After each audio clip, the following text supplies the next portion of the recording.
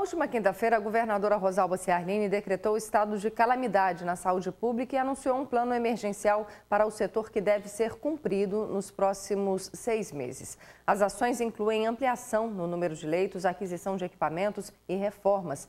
Mas para que tudo funcione, é preciso ter médico suficiente. Para isso, o Estado vai convocar todos os servidores que estão cedidos a outros órgãos e vai fiscalizar o cumprimento das escalas por meio do ponto eletrônico. A repórter Larice de Souza está em frente ao pronto-socorro Clóvis Sarinho e tem outras informações. Bom dia, Larice. Bom dia, Michele. Olha, a repercussão desse decreto da governadora do estado de calamidade pública na saúde vem repercutindo em alguns pontos de forma negativa em relação a algumas medidas que o estado vai adotar para que esse estado ele seja cumprido da melhor forma possível e que realmente surta efeitos em termos do atendimento à saúde pública aqui no estado do Rio Grande do Norte.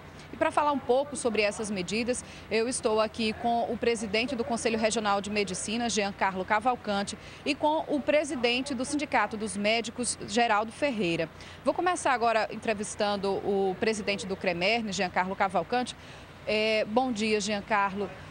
O entendimento do Conselho Regional de Medicina, presidente, é de que realmente esse estado de calamidade ele deveria ser decretado ou não?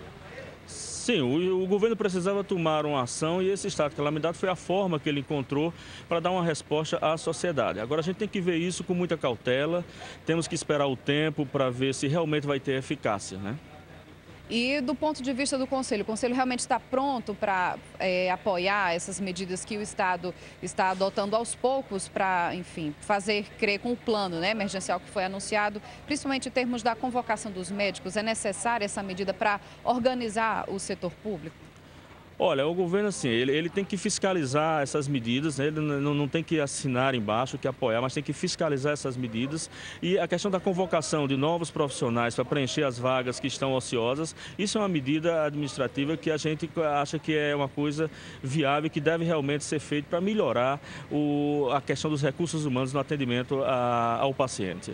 Existe a preocupação do Conselho do ponto de vista de ir se decretando, aliás, como foi decretado o estado de calamidade, que o estado ele fique, vamos dizer assim, mais livre para fazer licitações, aliás, contratar, né, terceirizar alguns serviços sem a necessidade de licitação. Isso preocupa o Conselho de alguma forma? Sim, esse tipo de nuance onde, mediante um estado de calamidade, o Estado pode contratar sem licitação é uma coisa que precisa ser fiscalizada, especialmente pelo Ministério Público do Estado, né? Ao governo, ao CRM, o que importa é que a prestação do serviço esteja sendo bem feita, que a sociedade esteja beneficiada. Essa questão de comprar sem licitação, isso tem que ser fiscalizado pelo Ministério Público Estadual e pelo Tribunal de Contas, que são quem deve fazer isso de direito.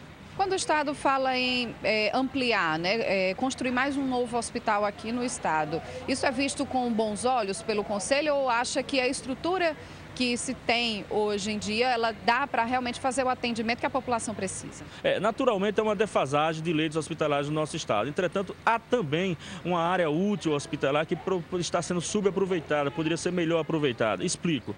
Por exemplo, hospitais como o Deoclésio, o Hospital de Macaíba, são hospitais que têm uma excelente estrutura física e que precisa ser equipado e também ter material humano para que possa realmente trabalhar em toda a sua plenitude. Giancarlo Cavalcante, presidente do CREMERNE, obrigada pela sua participação. E agora, Michele, eu converso com Geraldo Ferreira, presidente do Sindicato dos Médicos. Doutor Geraldo, qual o entendimento do sindicato quando se fala da fiscalização do cumprimento das escalas médicas, a partir desse plano emergencial que o governo anunciou? O nosso entendimento é que isso já está sendo feito, né? Se não estiver, há um problema gravíssimo de gestão em todas as áreas. A fiscalização dos funcionários é uma obrigação de governo e de qualquer instância gestora. E em relação à questão do número de médicos, né? O Estado está convocando médicos cedidos a outros órgãos. Mas também o senhor acha que será necessário, mesmo assim, abrir um novo concurso público para a contratação de médicos, que é realmente necessário para realmente existir uma demanda suficiente de médicos no atendimento público aqui do Estado? Olha, a falência do serviço público vai pela desorganização da carreira médica. O governo quer pagar R$ 3.500 a um médico que começa a trabalhar e quer pagar R$ 19.000 a um terceirizado. Os erros começam a partir daí.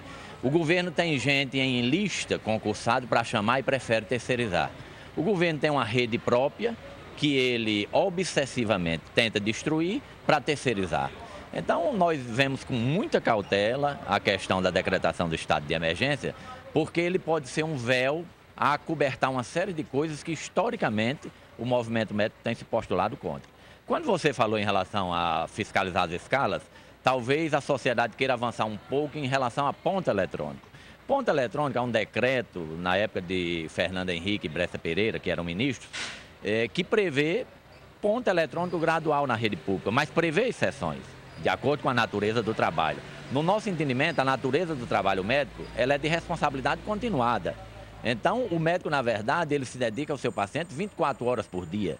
Daí a necessidade do médico ter flexibilidade no seu cumprimento de horário, o que absolutamente não significa que ele não deva ser controlado.